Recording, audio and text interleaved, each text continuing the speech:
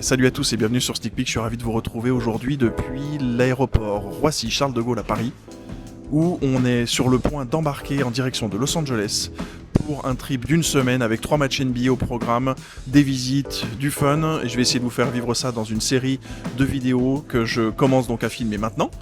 Comme d'habitude, vous le savez, l'idée c'est de partager mes passions, donc j'espère que ça va vous plaire. Il y aura aussi bien sûr des clins d'œil sneakers, peut-être des clins d'œil maillots.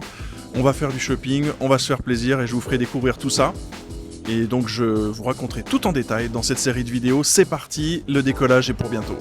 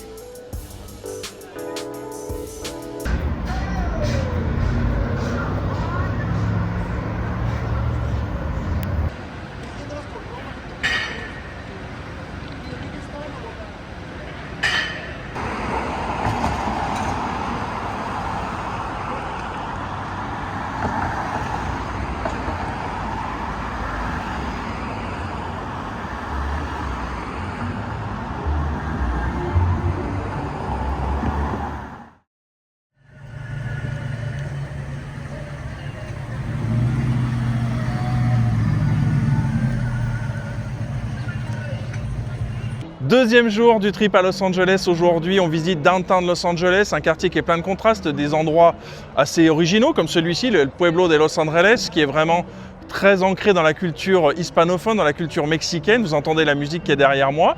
Et puis aussi des endroits assez incroyables avec des immeubles qui datent des années 30 qui sont vraiment magnifiques. De la pauvreté aussi. On vous fait découvrir tout ça. Puis après, bien sûr, il y a le match Lakers-Celtics. Je vais essayer d'insérer des images si la NBA me le permet, bien sûr. C'est parti pour ce deuxième jour à Los Angeles. Franchement, le Pueblo de Los Angeles, c'est vraiment un quartier qui est très sympa. Sans doute le quartier le plus à part, avec une vraie architecture, comme on peut le voir ici. Mais le reste de Downtown n'est vraiment pas à ignorer non plus. Là, on voit l'Apple Store, qui est un endroit très sympa. Et d'ailleurs, devant cet Apple Store, il y avait encore quelques restes du All-Star Game de Los Angeles, avec ses affiches qui rendaient hommage aux différentes joueuses, avec notamment A'ja Wilson, qui étaient présentes. Et on voit l'intérieur de cet Apple Store, qui est un ancien cinéma qui a été rénové. Franchement, ça vaut le détour. Même si vous n'aimez pas les produits Apple, juste ce lieu qui est chargé d'histoire mérite d'être découvert. Vous le voyez, dans la rue, il y a encore beaucoup d'anciens cinémas et on a pu, le dimanche matin, parcourir un marché de producteurs avec beaucoup de produits bio, des produits locaux. Il y a une richesse culinaire qui est quand même très présente. Pour le reste, dans les rues, le dimanche, c'est très calme. On est ici dans un coin près de la mairie de Los Angeles. C'est vraiment très très calme. Il y a la police, mais ça n'empêche pas les bouchons du dimanche matin également.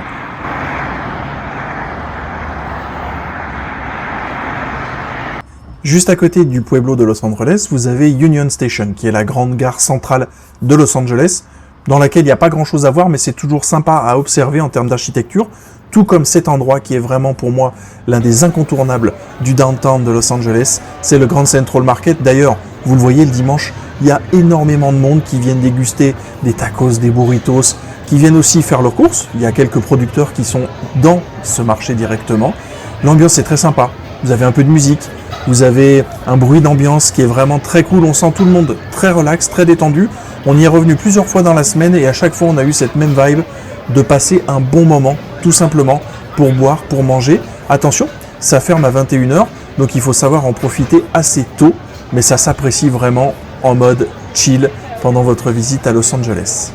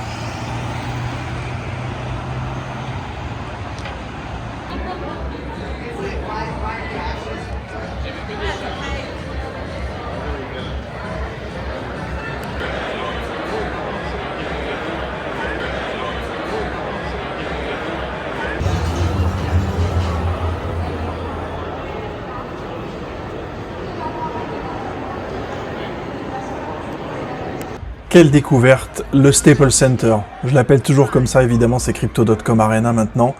Le lieu où Kobe et Shaq ont gagné leur titre, leur triplé. Le lieu où Kobe a ajouté aussi 2 titres. On était juste sous les bannières des Kings de Los Angeles, l'équipe de hockey. Ça ne nous a pas empêché d'apprécier le match, bien au contraire. La présentation des Celtics, ils ont été hués, mais il y avait vraiment beaucoup de fans des Celtics présents. Je pense à la fois des gens qui habitent sur place, mais aussi des gens qui ont fait le voyage à Los Angeles pour voir ce grand classique de la NBA, cette rivalité maximum. La présentation des Lakers, évidemment, elle est un peu plus poussée avec les 3 stars de l'équipe, LeBron, évidemment, Austin Reeves et pour finir, Luka Doncic. Vraiment, présentation très sympa.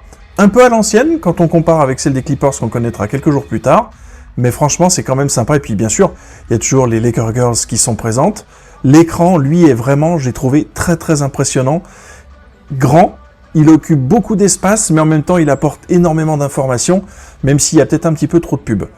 Pour le reste, le match a été assez sympa au début, et sympa pour les fans des Celtics, puisque malgré un plutôt bon début, illustré ici par le dunk de LeBron James, les Lakers ont perdu cette rencontre assez largement. LeBron a été moyen, Luka était pas au top. C'était un peu un creux au moment où on a filmé tout ça pour les Lakers cette saison. Mais franchement, avoir ce spectacle, avoir les Lakers Girls qui nous ont produit un spectacle vraiment d'enfer pendant tous les temps morts, c'était génial, un vrai régal.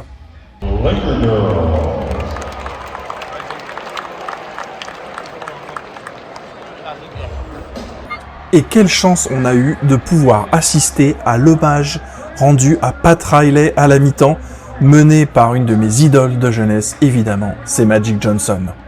Good afternoon, Laker Nation! Kareem Abdul-Jabbar! A.C. Green! Byron Scott! James Worthy! Mr. Pat Riley!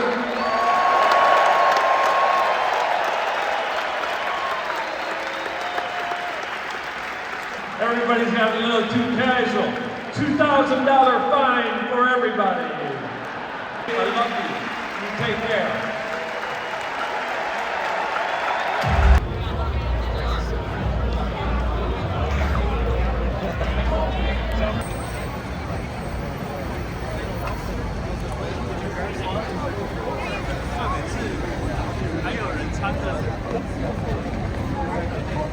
Ça y est, on est sorti de la Crypto.com Arena après une défaite 111-89 des Lakers. Mauvais match des Lakers, très mauvais match. Par contre, on a eu de la chance. On a assisté à la célébration de la carrière de Pat Riley chez les Lakers. On a une petite statue collector et ça nous a l'occasion de voir Magic, de voir Kareem Abdul-Jabbar, toute la team Showtime quasiment qui était au rendez-vous. En tout cas, super cool de découvrir cette Crypto.com Arena. Et demain, encore pas mal de choses à vivre. Donc, on continue ce super trip à Los Angeles.